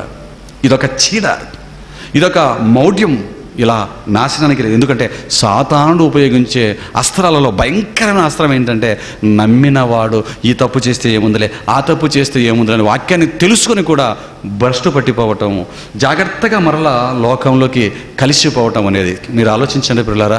ఎందుకంటే ఈ రోగం మీకు వస్తుంది నాయన, ఈ రోగం అనేకులకు వచ్చింది, మీకు కూడా వస్తుంది కనుక ఇదిగో పరిశుద్ధమైనది కుక్కలకు పెట్టకండి నాయన. మొదట మీరు కుక్కల్లాగా మీరు మారకండి. ఎందుకంటే మీరు మొదట కుక్కల్లాగా లోకంలో కలిసిపోకూడదు నా వాక్యాన్ని విడిచిపెట్టి. ఇక అలాగా మీరు వెళ్ళిపోయిన తర్వాత ఇదిగో కుక్కల విషయం మీరు జాగ్రత్త పడలేదు అనుకోండి, వారు ఏం చేస్తారు? జాగ్రత్తగా మిమ్మల్ని లేనిపోని మాటలు చెప్పి, పోకిరి మాటలు చెప్పి. ఎందుకంటే పోకిరి మాటలు అంటే మీకు ఇష్టం. పోకిరి మాటలు మనల్ని చెరిపేసి దానికి చెడు వైపు మనం తొందరగా మరులుతాం. కాబట్టి జాగ్రత్త నాయన. వారు మేఘాలు లాంటి వారు నాయన, వారు ఇదిగో నీళ్లు లేని బావులు లాంటి వాళ్ళు నాయన. వారి క్యారెక్టర్ని బట్టి మీరు వారి విషయంలో జాగ్రత్త పడండి.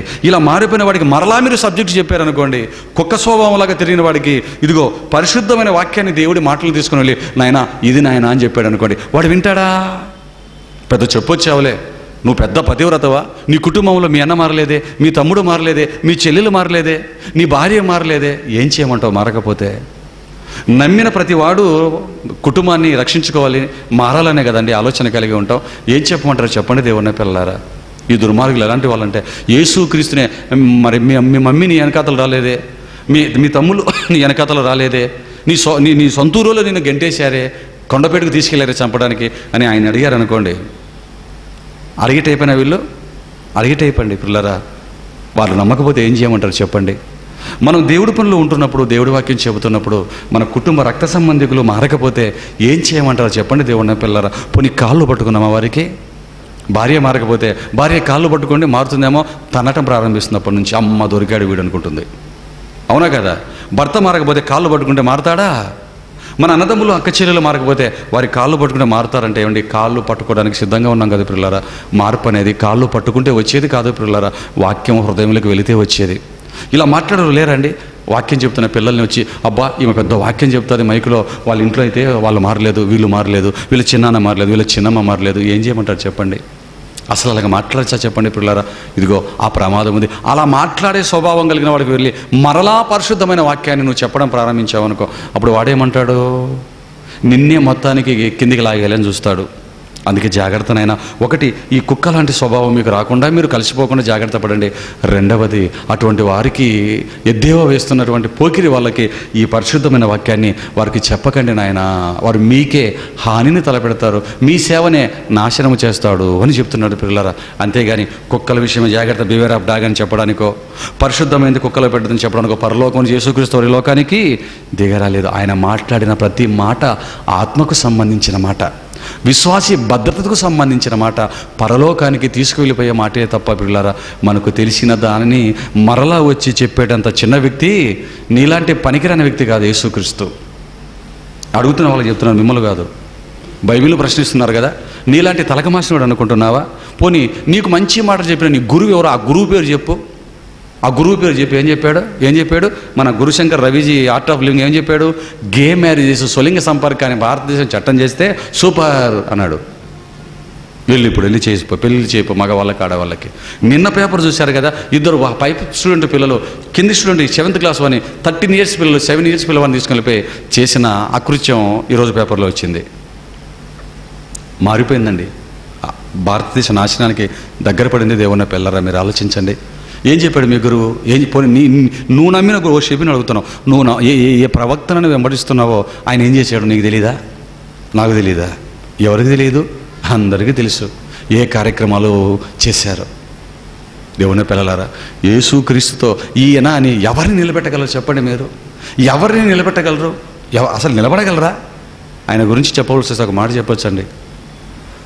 పరిశుద్ధత విషయంలోనండి, యేసుక్రీస్తుతో నిలబడగలిగిన వాడు ప్రపంచంలో అసలు పరిశుద్ధత విషయం ఆయన వైపు కంటితో చూడటానికి కూడా అర్హత ఎవరికి లేనంత పరిశుద్ధుడండి. ఆయన గురించి ఏం మాట్లాడుతాం చెప్పండి?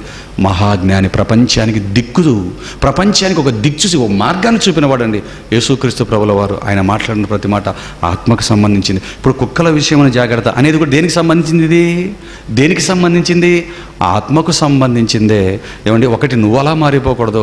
2, అలాగ మారిపోయిన వాడి విషయంలో నువ్వు జాగ్రత్త పడమని చెప్పిన మాట ఇదే. కుక్కల విషయమైన జాగ్రత్త. ఏమండి, ఇది మనం జాగ్రత్త పడాలంటారా వద్దంటారా? ఈ చెప్పినా కూడా నువ్వు జాగ్రత్త పడలేదనుకో, మరలా అటువంటి వ్యక్తుల దగ్గరికి వెళ్ళి నువ్వు వాక్యం చెప్పావనుకో, వాడు నిన్ను కించపరుస్తాడు, నీ మనసును గాయపరుస్తాడు. వాడి పనే నీ మనసును గాయపరచటం. నిన్ను గాయపరిచి ఆ మాట చెప్పి ఈ మాట చెప్పి నిన్ను సేవ చేయనీయకుండా డిస్టర్బ్ చేసి నీ గురించి బ్యాడ్ టాక్ చేసేవాడు అసలు సేవే చేయకుండా వాడు నిన్ను నాశనాన్ని తీసుకుని వెళ్తాడు. అందుకే ఈ పరిజ్ఞానం దేవుని నమ్మి దేవుడి పనిలో ఉంటున్న ప్రతి విశ్వాసకి ముందే తెలిసి ఉండాలి ప్రియులారా. అంటే కుక్క స్వభావం ఏంటో మనకు అర్థమైపోతుంది, పంది స్వభావం ఏంటంటే మనకు అర్థమేమైపోతుంది, తోడేలు స్వభావం ఏదో మనకు అర్థమైపోతుంది ప్రియులారా. ఇవన్నీ మనకు తెలియాలి ప్రియులారా, లేకపోతే సేవ ఎలా చేస్తావు చెప్పు? ఒక పవిత్రమైన వాక్యాన్ని తీసుకెళ్ళి ప్రజల ముందు వెయ్యాలి అంటే ఈ విషయాలు తెలియాలి కదా పిల్లరా. ఒక మంచి విత్తనాన్ని పొలంలో విత్తేటప్పుడు చాలా జాగ్రత్త. అందుకే రైతులు చూడండి, విత్తనాలు విత్తినప్పటి నుంచి పంట కోసేంత ఎన్ని జాగ్రత్తలు తీసుకుంటారు. నీళ్ళు వేస్తారు, అడవి పందులు వచ్చేస్తాయి, ఏమండి కుందేళ్ళు వచ్చి దోవేస్తాయండి, ఎలకలు పట్టిపోతుంటాయండి, ఏనుగులు వచ్చి తొక్కేస్తున్నాయండి. చిన్ని ఎలక మొదలుకొని అతి పెద్ద ఏనుగు వరకు పంటను పాడు చేసే అవకాశాలు ఉన్నాయి. అంటే వాటన్నిటి విషయంలో జాగ్రత్త తీసుకుంటాడు. ఏమండి, ఇది కూడా వ్యవసాయం అండి. మనం దేవుని వ్యవసాయం అన్నాడండి. మీరు దేవుని వ్యవసాయం అని పౌలు అంటాడు. ఇది కూడా ఒక తోట దేవుని పిల్లలారా. ద్రాక్ష వల్లి యేసుక్రీస్తు, ద్రాక్ష తీగలు జాగ్రత్తలు పడాలి పిల్లలారా, జాగ్రత్త పడాలి. అందుకే యేసుక్రీస్తు వారి మాటలు మనకి మన మేలు, ఆత్మీయ మేలు కోరి పరలోకానికి వెళ్తున్నప్పుడు డిస్టర్బెన్స్ మనం అవ్వకుండా, డిస్టర్బ్ అవ్వకుండా మన మేలు కోరి చెప్పిన మాటే కుక్కల విషయమైన జాగ్రత్త. అర్థమైందండి? అర్థం అవ్వాలి. ఎవడైనా ఈ ప్రశ్న అడిగితే వాడికి తీసుకెళ్ళి, ఇదిగోరా కుక్కల విషయం అంటే వినరా, ఒరే కుక్క స్వభావం కలిగిన వాడా అని చెప్పండి. వాడే వింటాడు. ఇప్పుడు అంతైన తర్వాత ఈ స్వభావం ఎవరికి ఉంది? నువ్వే, నీకు అర్థమైందా? ఈ షెపి అనేవాడు ఒక కుక్క స్వభావం కలిగిన వాడు. ఈ కరుణాకర్ సుగ్న వీడు ఒక కుక్క స్వభావము. పుట్టాసురి అందరూ ఇదొక పెద్ద ముసలి కుక్క స్వభావము. ఆలోచించండి, ఇలాంటి కుక్కలు చాలా ఉంటాయండి. వాడు దేవుడు పని చేయడు. కానీ ఏంటి, ఎంతసేపు సంస్థలు పెట్టుకొని బైబిల్ని విమర్శించడం, క్రీస్తు మీద బురద చల్లడం తప్ప నీ సిద్ధాంతం మీద చెప్పు చూద్దాం. నీ సిద్ధాంతం క్షణం కూడా నిలబడదు. నీ సిద్ధాంతం దేవుని పిల్లలారా. కాబట్టి బైబిల్ అనేది మనం చదివితే వచ్చేది కాదు. బైబిల్ రావాలి అంటే వాక్య భావాన్ని మనం నేర్చుకోవాలి. అటు ఉన్నతమైన స్థితి సర్వోన్నతుడైన మన కన్నతండ్రి అయిన దేవుడు మీ అందరికీ, మరి మీతో పాటు నాకు కూడా భవిష్యత్తు కాలం అంతటిలో కూడా ప్రసాదించాలని మనస్ఫూర్తిగా కోరుకుంటూ ప్రార్థన చేసుకున్నాం. కళ్ళు మూసుకుంటారా? తండ్రి, పరిశుద్ధులైన మీ పిల్లలకి పరిశుద్ధమైనటువంటి లేఖన భాగాల నుంచి మీ మాటలను నాయన మరి అందించాం. మా రక్షకుడు, మా విమోచకుడు, మా ప్రాణదాత, మీ కుమారుడు యేసుక్రీస్తు ప్రభుల వారు మాట్లాడిన ఆత్మ సంబంధమైన మాటని నాయన మరి స్వభావాన్ని తెలియచేయటానికి, మా ఆత్మీయ మేలు కోరి చెప్పిన లోకం అపార్థం చేసుకున్న ఒక మంచి మాటకి నాయన మరి వివరణ ఇచ్చాం తండ్రి. మరి దీన్ని కొద్దిమంది అయినా మరి బైబిల్ని విమర్శిస్తున్న వారికైనా మేలుకరంగా, క్రైస్తవ బిడ్డలకి బైబిల్ విమర్శించే వారికి సమాధానము చెప్పే విధంగా ఉంటుందని మనస్ఫూర్తిగా మేము ఆశిస్తూ నాయన ఈ తిరుపతి పట్టణంలో ప్రతి వారం లేఖనాల పరిశోధన తరగతులు జరుగుతున్నాయి తండ్రి. వస్తున్న పిల్లల్ని మీరు జ్ఞాపకం చేసుకోనండి నాయన. ఎప్పటి నుంచో వస్తున్న పిల్లలను మీరు మీ పక్షాన నిలబెట్టుకోనండి. కొత్తగా వస్తున్న వారు ఏది సత్యమో నాయన మరి సబ్జెక్టు బాగా అర్థం చేసుకొని తండ్రి సబ్జెక్టును ఫాలో అవ్వడానికి వారికి కృప చూపించమని ప్రార్థిస్తూ, మేమందరం కూడా తండ్రి మరి కుక్కల విషయమైన జాగ్రత్తను మీరు వాక్యంలో చెప్పిన విధంగా పాటించి ఆ స్వభావాన్ని మాకు రాకుండా మేము జాగ్రత్త పడి తండ్రి మీ సువార్తను పరిశుద్ధమైనటువంటి 7 మార్లు మట్టి మూసతో కలిగిన వెండి కంటే గొప్పవైన మీ మాటలని సమాజానికి అందించుటకు మమ్మల్ని బలపరచగలరని ప్రార్థిస్తూ, వచ్చిన ప్రతి బిడ్డను పేరు పేరున దీవించండి, ఆశీర్వదించండి. వారి కుటుంబాలకు కూడా ఈ సత్యాన్ని పంచుకొని మహా జ్ఞానాన్ని మీ బిడ్డలకు ఇవ్వమని ప్రార్థిస్తూ, యేసుక్రీస్తు వారి పవిత్రమైన నామములో ఈ ప్రార్థన సమర్పిస్తున్నాము తండ్రి. ఆమేన్. క్రీస్తు పేరిట అందరికీ వందనాలండి. Re ga